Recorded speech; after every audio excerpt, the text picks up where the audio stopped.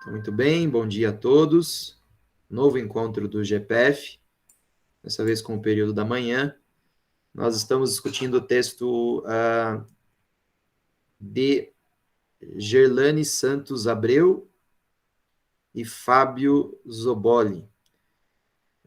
A primeira pesquisadora mestra pela Federal de Sergipe e o segundo é um pós-doutor em Educação do Corpo pela Universidade Nacional de La Plata, na Argentina.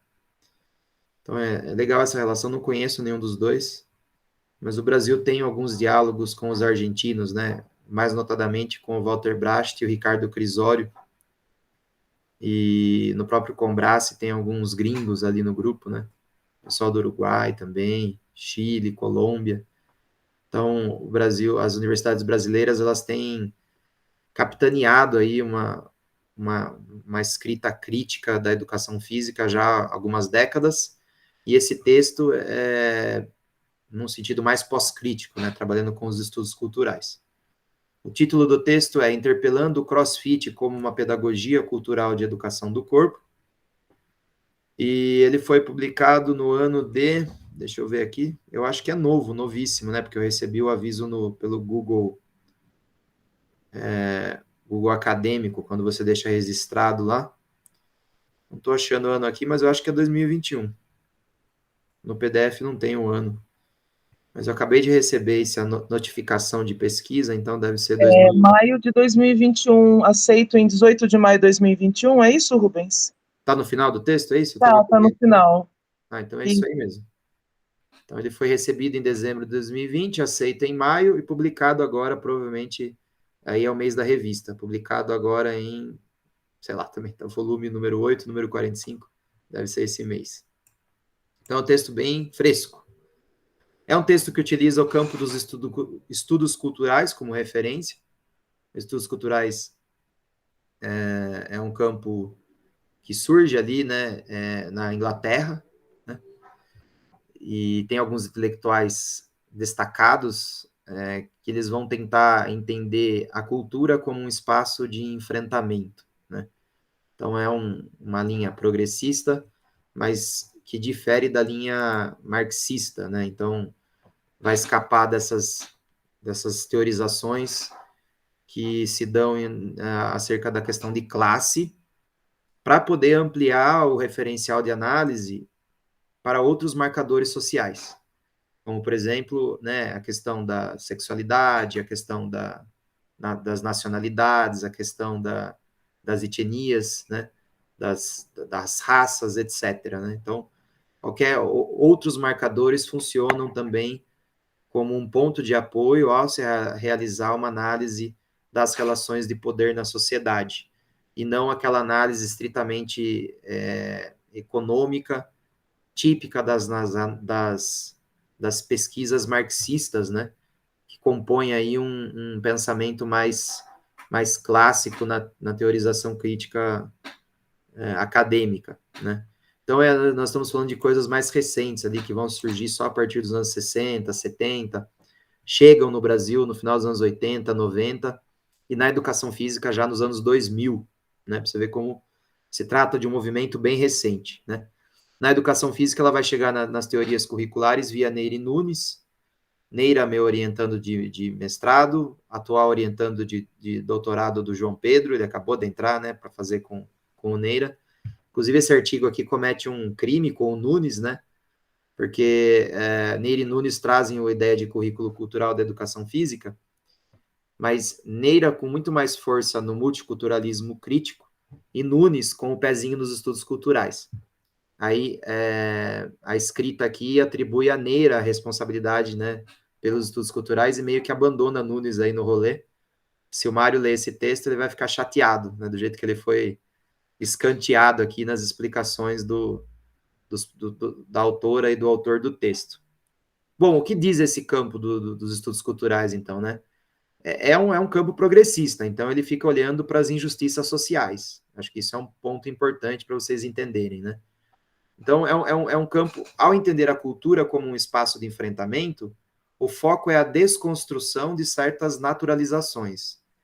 Então, é a ideia de que todos os nossos modos de vida, eles são criações que se dão em relações de poder, ou seja, as pessoas tentam impor umas às outras certos modos de vida, e isso se dá muitas vezes a partir do conhecimento, né? Então, é um conceito Foucaultiano de teoria do poder-saber, né?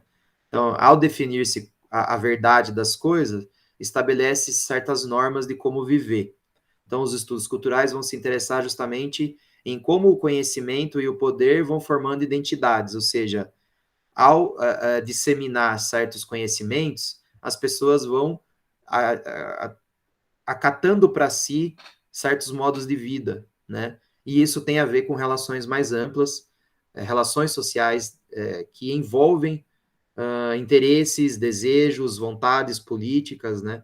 Então, como tudo está num grande jogo, não somente dessa política partidária, polarizada, né, que o pessoal está acostumado a entender política, mas num sentido mais amplo de política, no sentido de convivência com o outro, né?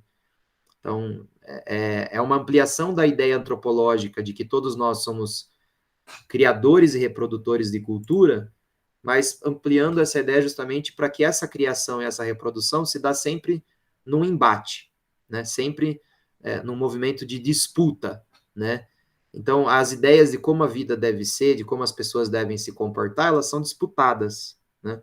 E certas ideias vencedoras, elas são naturalizadas como verdades absolutas, né? Então, por exemplo, vamos dar um exemplo bem clássico aqui, né?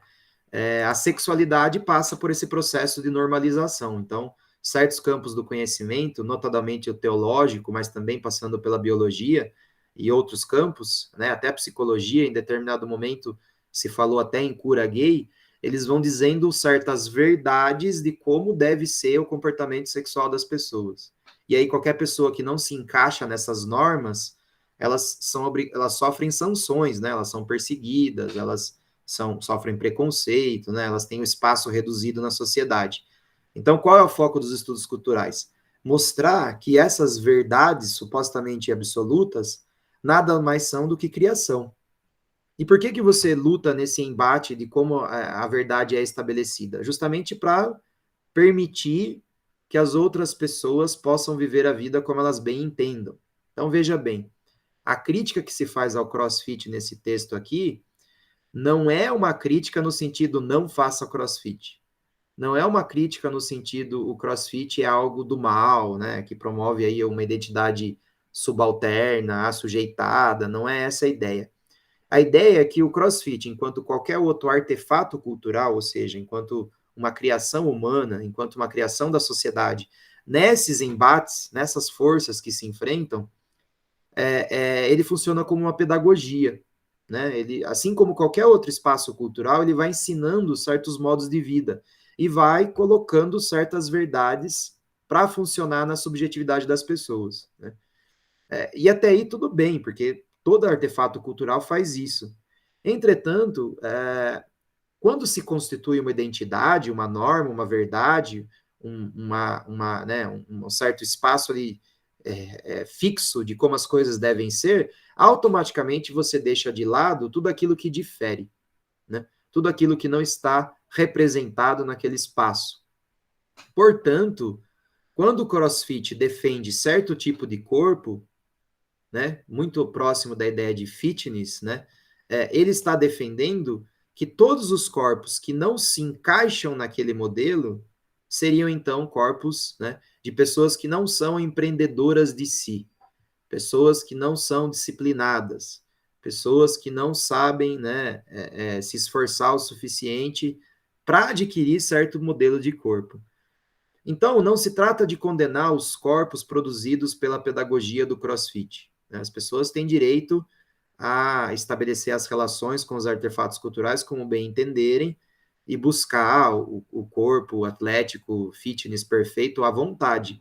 O problema se dá quando essa identidade crossfiteira vai sendo atribuída à sociedade de maneira indistinta, buscando padronizar a todos dentro da norma, né? Então, mesmo que de maneira indireta, né, o CrossFit favorece, ele facilita essa disseminação da ideia do corpo perfeito, né, para as pessoas, numa meta quase sempre inalcançável, que pode levar as pessoas a adoecerem, né? Você ser extremamente subjugado por uma verdade absoluta na qual você não se encaixa, pode ser uma realidade extremamente opressora, né? Assim como o racismo produz sofrimento psíquico, o machismo, a misoginia, a homofobia, a etnofobia, a xenofobia, a intolerância religiosa. Então, claro que, salvo as devidas proporções, não dá para falar em uma ditadura do CrossFit, não se trata disso, né? O texto também não se pretende assim tão condenatório de uma prática corporal. Mas ao adotar o contexto, a ideia de prática corporal e não de atividade física, o que os autores estão buscando é mostrar que não existe um corpo em movimento que esteja implicado somente em relações biológicas, somente transformações psicobiológicas. Ou seja, não é um corpo ali só se mexendo para queimar gordura e para ter aumento hipertrófico muscular e para ter ali também uma melhoria no condicionamento cardiorrespiratório. É mais do que isso, né? Esses próprios objetivos, né? Se atingir certo percentual de gordura e estabelecer certa amplitude de capacidade das valências físicas, essas mesmas características elas foram criadas no âmbito da cultura. Elas só fazem sentido se atrelada a um contexto cultural. E qual é o contexto cultural predominante nesse mundo do CrossFit? É a ideia de um corpo perfeito, é a ideia de o corpo enquanto um cartão de visitas, né? O corpo enquanto espaço de empreendimento. Então, economicamente, você trabalha para empreender a elevação dos seus bens materiais e, biologicamente, você trabalha no seu corpo para ele funcionar como o espaço do sucesso. E aí vai se estabelecendo uma norma, um padrão, uma identidade. E qualquer pessoa que não se encaixe nisso, ela vai sendo representada como fracassada, como incapaz. Então, o que se condena não é a prática do CrossFit, o que se condena é o estabelecimento desse ideal crossfiteiro como uma verdade absoluta para todos, né? E tudo bem, tem gente que é madura o suficiente para não se importar com certas normas, né? Não se abalar diante de certas construções culturais. Mas, né, tem muita gente aí que é vulnerável a esse tipo de pensamento, né? Então ela pode, de repente, estar ali se esforçando para estar num espaço que não é o dela, né? Então, para você ver como não se trata de condenar. Eu mesmo pratiquei CrossFit durante um tempo, quis conhecer, quis ver como é que era. E eu vi ali que as pessoas estavam ali, muitas vezes, não pelo prazer que aquilo trazia, né, pelo sentimento de bem-estar que um treino proporcionava, mas muitas vezes buscando esse ideário de corpo perfeito. E o que acontece com essas pessoas? Elas desistiam. Só ficava naquele espaço quem estava lá porque gostava das pessoas, gostava dos efeitos, né, gostava do espaço, e até mesmo se adequava a essa identidade crossfiteira, porque não dá para a gente lutar contra todas as regulações culturais, você só sai de uma para cair em outra. Mas talvez a liberdade aqui seja você decidir a maneira como você será governado. Então, ao você ter consciência de que o corpo produzido pelo CrossFit não é um ideal para todos, mas para você serve como ideal e você está feliz perseguindo aquilo, tá tudo bem, né? Mas a luta é para a gente conseguir pedagogizar as pessoas, demonstrar como esse processo de criação de certas identidades ele pode ser feito com resistência. Opa, peraí, eu não sou obrigado a fazer CrossFit. Eu posso encontrar a minha prática corporal, o meu espaço. Eu posso trabalhar na minha identidade. Eu não preciso aceitar esse padrão como norma. Como eu não preciso aceitar que o branco é superior ao negro, que o homem é superior à mulher, que o hétero é superior ao homossexual, e assim por diante. Né? Então, como eu não preciso aceitar essas fronteiras criadas pela representação cultural. Eu posso contestar todas elas, né, enquanto uma verdade absoluta, para que eu tenha um espaço para eu me construir. Né? Então, eu acho importante deixar ressaltado que é não a negação do CrossFit enquanto uma prática cultural, mas sim a desnaturalização da identidade crossfiteira enquanto uma identidade hegemônica que deva ser desejada, almejada por todos. Né? Seria mais ou menos esse movimento. Bom, encerro aqui a explanação inicial do texto e abro para vocês, né? Fiquem à vontade para comentar aí. Normalmente a gente tinha o nosso ritual, começava por alguém. Como está começando tudo do zero, né? Eu não sei, eu vou deixar aberto para vocês falarem, quem quiser falar, o que quiser falar. A palavra está com vocês.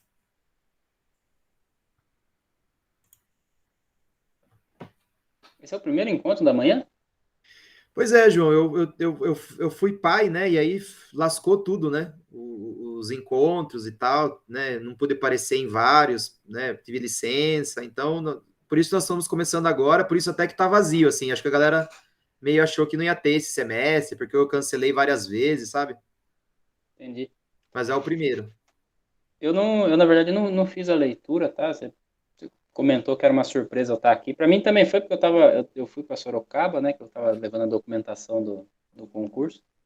E aí eu cheguei, por acaso era 11 horas, estava acontecendo, e eu entrei para ver como é que estava se dando aqui. Mas vamos ver, então. Legal, né? Primeiro encontro, vou pegar a discussão, então, que o pessoal vai trazer. Seja bem-vindo mesmo sem ter feito a leitura, até porque você domina essa questão dos estudos culturais, é uma discussão que você já está bem familiarizado. E a novidade aqui é entender o CrossFit. O que eu achei legal nesse artigo, comentando com você, João, assim, tem de novidade naquilo que nós já estudamos no passado, é que ele vai se alimentar dos estudos curriculares para pensar um espaço não curricular. Legal. Então, no próprio texto está dizendo assim, ó, nós estamos trazendo aqui toda a literatura curricular, mas entendendo que não somente os espaços curriculares possuem uma pedagogia. E, de fato, o CrossFit tem uma pedagogia, né? Ele ensina ali como você deve ser. Ele vai ali criando rituais, criando técnicas que vão subjetivando, né? Não sei se você já fez, não parece ser sua cara ter feito CrossFit alguma vez na vida, né? Não fiz. Mas você tem uma lozinha lá que você vai colocando o seu número, assim, o quanto você fez, e aí todo mundo se compara, assim, né? Para que é para estimular você ir além, você dar um passo a mais, você se esforçar um pouquinho mais. Então ele vai criando essa subjetividade de uma repetição a mais, um esforço a mais, né?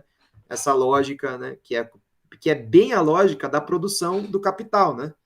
Então essa mesma lógica de dar um gás a mais ali no treino é a lógica do tipo, vou vender mais um produto só, vou trabalhar só mais uma horinha, eu vou, enfim, né, produzir só mais uma peça, né, eu vou assistir só mais um vídeo, eu vou ler só mais 10 páginas, sabe, assim, nesse sentido né, e é nesse momento que você vai naturalizando um corpo dócil dentro do sistema produtivo, tá? Então acho que talvez valha a pena você dar uma olhadinha no texto posteriormente.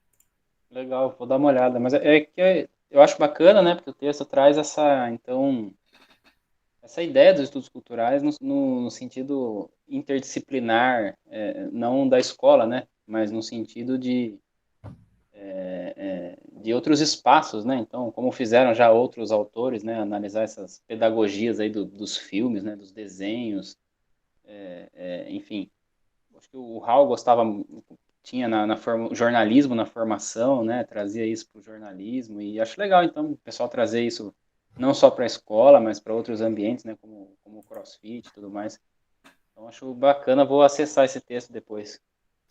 É bem legal mesmo nesse sentido que você falou, porque os estudos culturais, eles não começam para falar de currículo, né? Eles começam para falar do ambiente midiático, né? O Hall, como você falou, era jornalista e estudava bastante televisão, né? A linguagem televisiva, né? Porque tinha toda uma discussão ali nos anos 60, 70 do impacto da televisão na sociedade. Hoje a discussão seria outra, seria na internet, né? Os estudos culturais nascem, então, para falar disso, para falar da pedagogia cultural.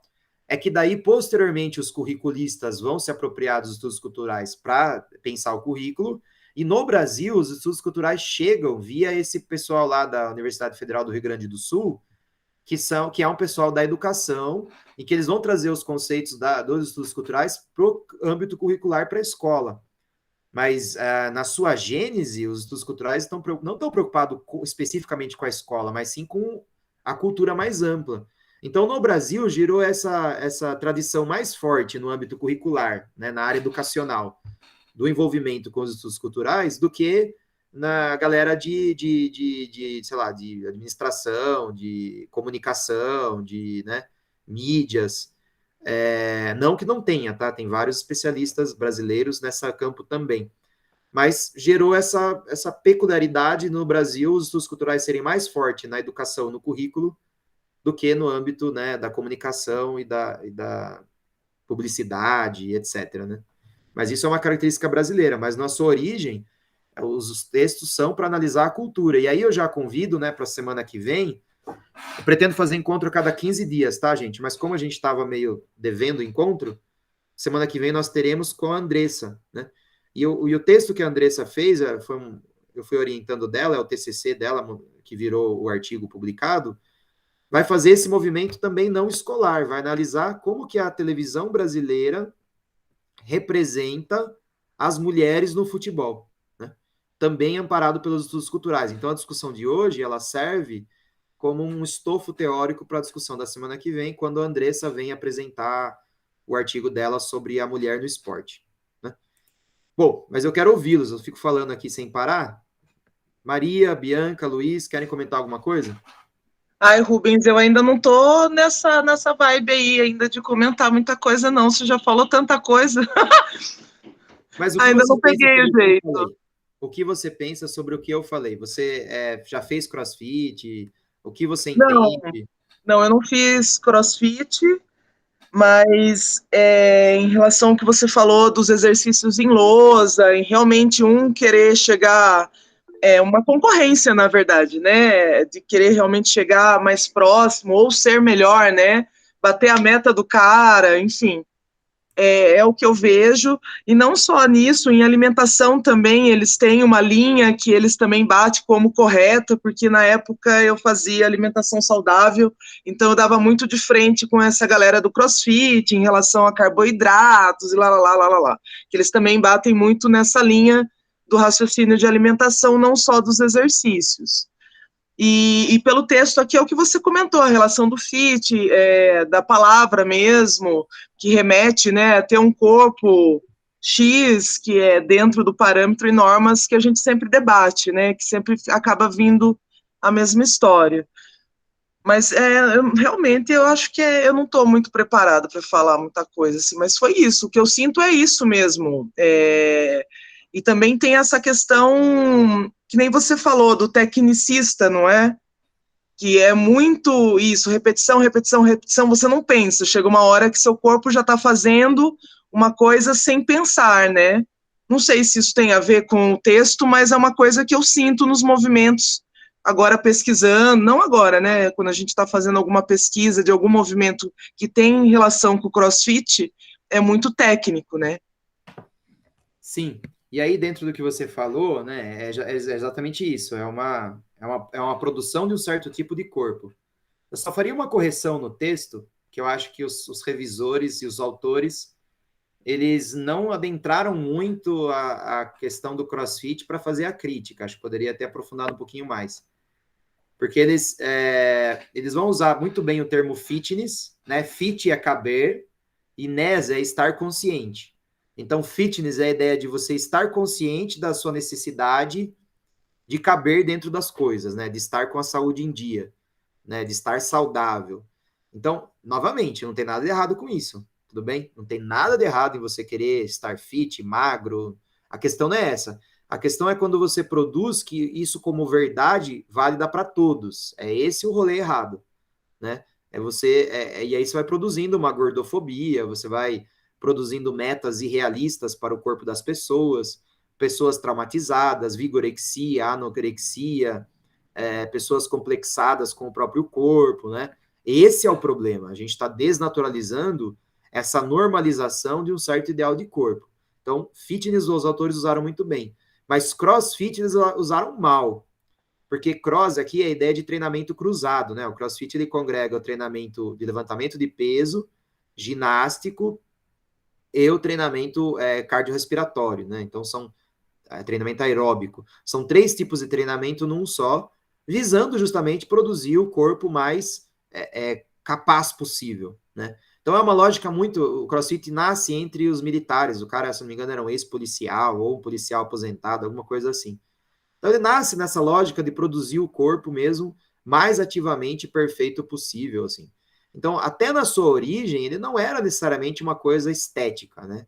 Então, o próprio movimento do CrossFit, ele claro, tinha afinidade com isso, mas ele vai sendo apropriado por esse ideal do fitness e vai se fortalecendo, espalhando pelo mundo via a ideia do corpo perfeito, né? Então, ele surge como a ideia da preparação física perfeita e ele vai mutando para chegar na ideia de corpo perfeito. Então, as pessoas até perguntam para mim assim, nossa, mas você fazendo CrossFit, você é um cara crítico, estuda essas coisas, e você está lá atrás do corpo ideal? Então, eu tenho dois argumentos para essas pessoas, né? Primeiro, não é porque eu entendo que produz certo tipo de subjetividade que eu escapo dessa subjetivação. Primeiro ponto, né? Uma coisa é você entender como você vai sendo convencido de que as coisas devem ser. Uma outra coisa é você produzir uma coisa para colocar no lugar. Então, sei lá, nem tudo eu quero desconstruir, nem tudo eu quero deixar de fazer, né? Porque se você escolhe formas de regulação, então não há problema algum em, de vez em quando, escolher formas de regulação hegemônicas também. Não vai virar essa demonização da diferença aí, tentar ser a última bolacha do pacote, sabe? A pessoa que não é igual a massa em ninguém. Esse é o primeiro ponto. O segundo ponto é o uso que você faz do espaço. O que me atrai no espaço do CrossFit é tentar levar o seu corpo ao máximo. Eu gosto da sensação, né, de se esforçar ao máximo. Não que eu consiga fazer isso também, tá? Sempre fui um praticante medíocre. Mas eu gosto daquele treinamento, daquele momento que você produz a exaustão ao máximo, né? Sair daquilo naquele estágio, que é a ideia inicial do CrossFit, né? Então, essa ideia do fitness... Resistência, né? A ideia da resistência, não é, Rubens? Exato, exato. E aí Essa ideia depois, do corpo belo, ela vem depois, né, Maria? isso que é a loucura. E também vem junto, não sei, da sociedade em relação até lá dos gregos, né? Porque, querendo ou não, eles também faziam isso para ter resistência na parte de ginástica, nessa parte do exército, não é isso? É curioso falar isso, porque os gregos também tinham o ideal de corpo belo do atleta, mas não era na pegada tão mercadológica que é agora.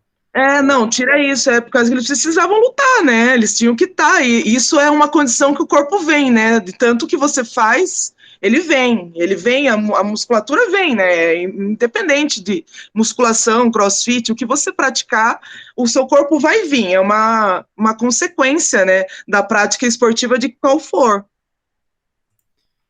Perfeito, concordo. E vamos escutar mais colegas aí. Luiz, o que você tem a falar para a gente aí? Hoje eu vim mais como ouvinte, que é a minha primeira vez aqui. Eu não li o texto, porque eu entrei no grupo na quarta-feira e eu não sabia que era esse texto. Daí eu li o texto da noite. E daí ontem à noite você mandou o link do texto. Eu falei, acho que é o mesmo texto, né? Que vamos discutir, então eu vou ler ele.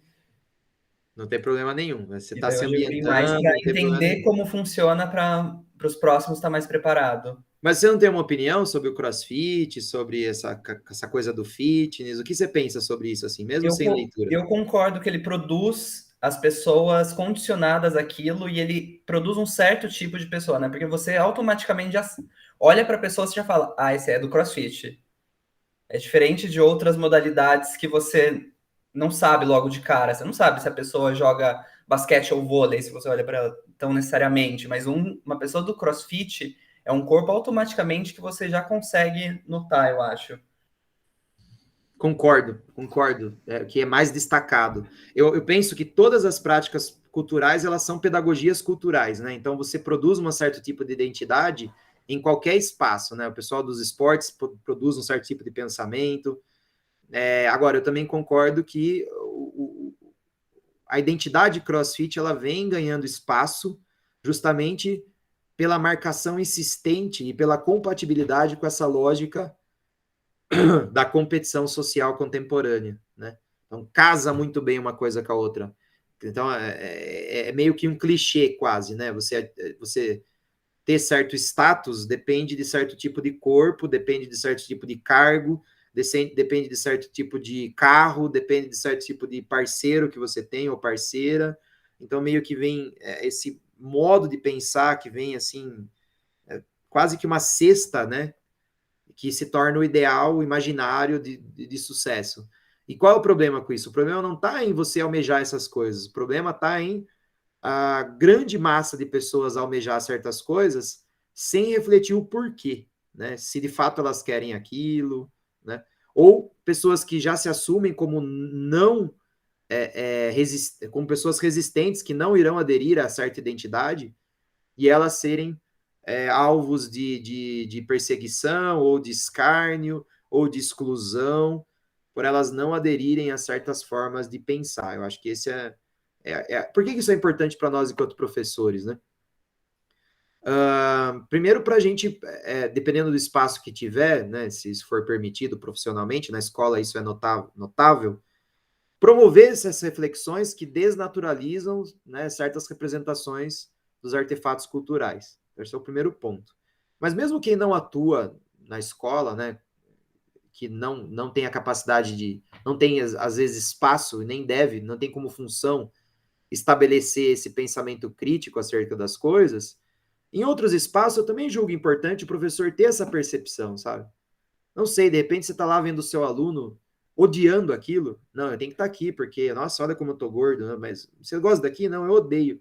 Eu não vejo por que o professor não pode falar o seguinte: olha, por que você não procura outra coisa, sabe? Você não precisa atingir 8% de gordura corporal, sabe? Né? Um pouquinho acima tá tudo bem, você não vai, né, morrer de infarto aí e tal. Você não tenta fazer uma dança, de repente você se dá melhor. Você não tenta fazer um esporte do que ficar na sala de musculação. Então, esse tipo de desnaturalização, ele pode ser saudável, né? Do ponto de vista psíquico, do ponto de vista social, para todas as funções da educação física, e não só para quem está na escola, né? João, tá com vontade de falar aí, João? Você tá com a carinha de quem quer complementar? Não, pô, tô ouvindo o pessoal aqui. Mas eu achei legal esse comentário da Maria. Em algum momento ela falou sobre fazer as coisas sem pensar, né? Não sei, tinha alguma coisa a ver o comentário, alguma coisa assim, né? Tô fazendo alguma coisa de modo sem pensar, né, naquilo que eu tô fazendo. Eu acho que nessa perspectiva, né, é a própria ideia de subjetividade, né, aquilo que nós estamos falando de subjetivação, né? Então, estar fazendo alguma coisa, né? Então, tem um autor, né? Não sei se o pessoal já entrou em contato ou se tinha no texto, né? Chamado Foucault, né? E aí ele faz uma questão interessante, né? Então, do porquê nós fazemos o que nós fazemos, né? Por que nós pensamos o que nós pensamos, né? Como que nós chegamos a pensar aquilo que nós pensamos hoje, né? E aí isso vai tendo desdobramentos aí muito interessantes, né? Então, daquela ideia, né, de que nós que pensamos alguma coisa, o que nós fazemos porque nós tivemos o discernimento de fazer alguma coisa, né? E isso, se a gente for puxando as linhas desse nó, né, vai embaraçando cada vez mais e a gente vai tendo resultados pouco claros aí, né, e pouco óbvios, né, do porquê que nós fazemos alguma coisa ou porquê que a gente pensa de determinada maneira, né.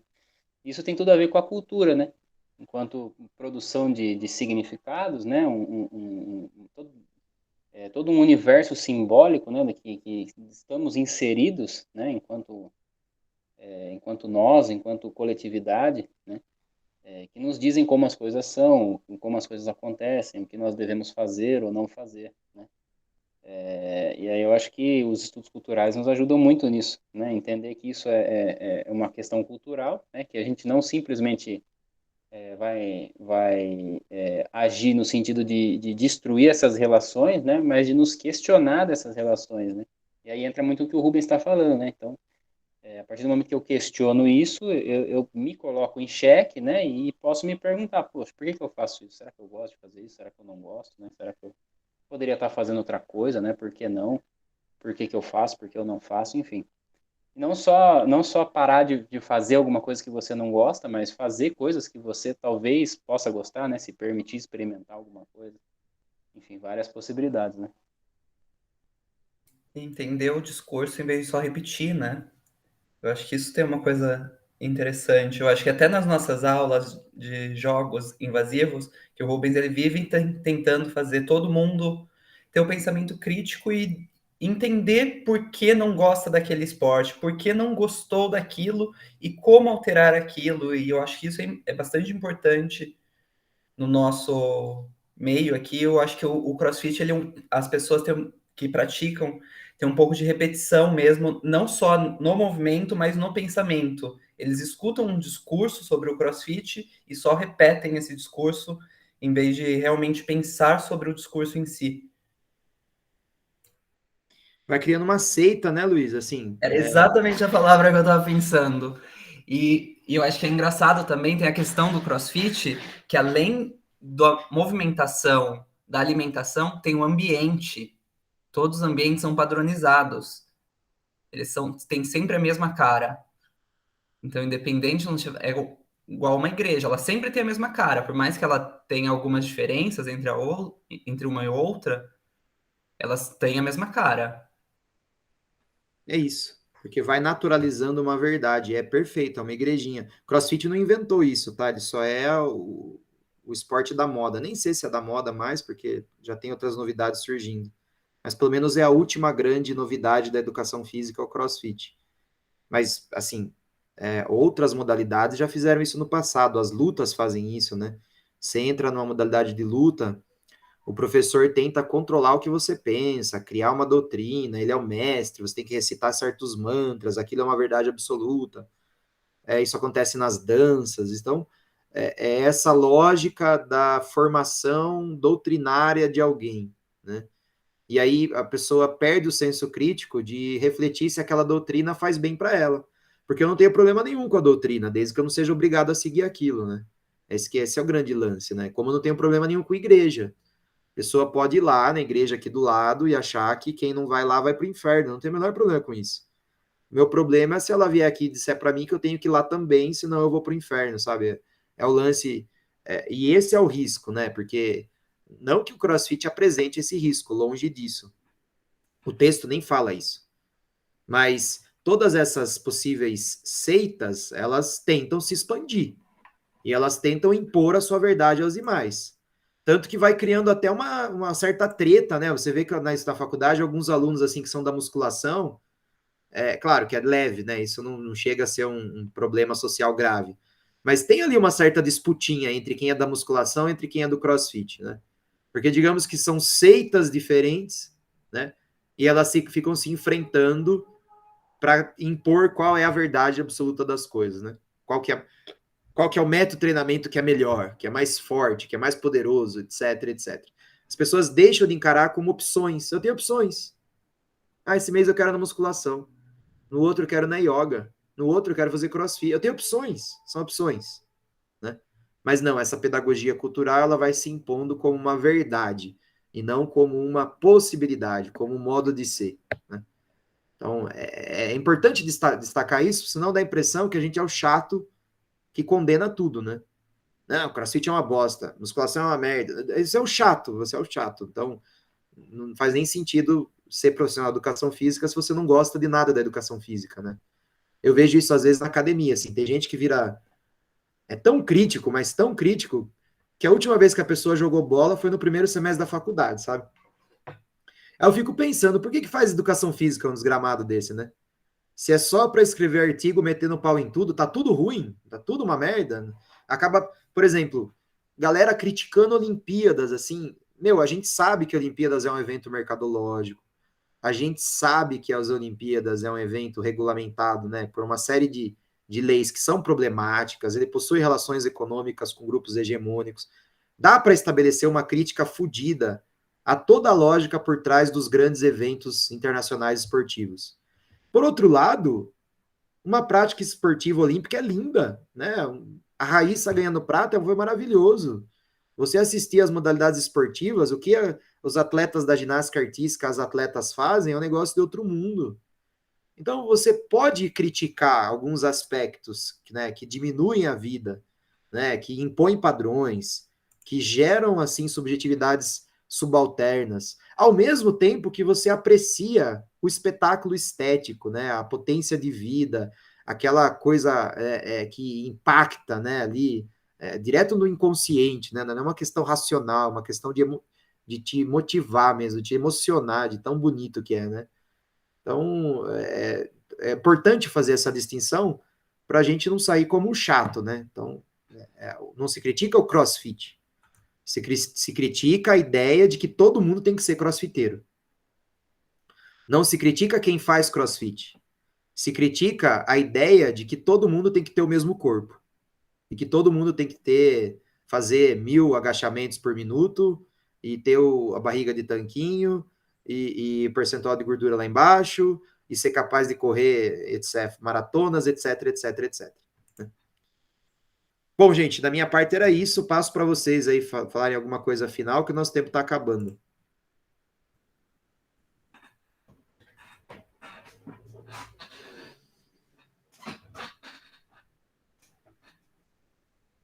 Alguém tem algum encerramento?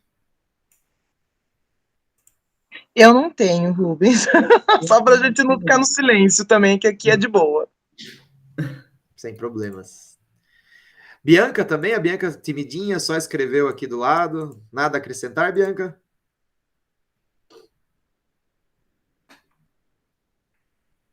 João? Não, tá ótimo. Luiz? Também não, acho que... Mas eu quero só dizer que eu gostei bastante de ter participado, achei muito legal. Foi a primeira vez que eu tô participando e eu achei bem interessante. É algo que eu vou querer continuar fazendo. E talvez na próxima tá mais preparado, agora que eu já tô no grupo, já tá entendendo como funciona. Legal, seja E muito bem-vindo. agradecer pelo espaço. Sempre serão bem-vindos. Vou postar aqui novamente o texto da Andressa para a semana que vem. Convido todos. Vou lá dar uma cobradinha no pessoal faltoso. Então, fica o convite aí para a semana que vem, tá bom, gente? Um bom dia para vocês. Tchau, tchau. Para você também, até. Tchau, tchau. Falou!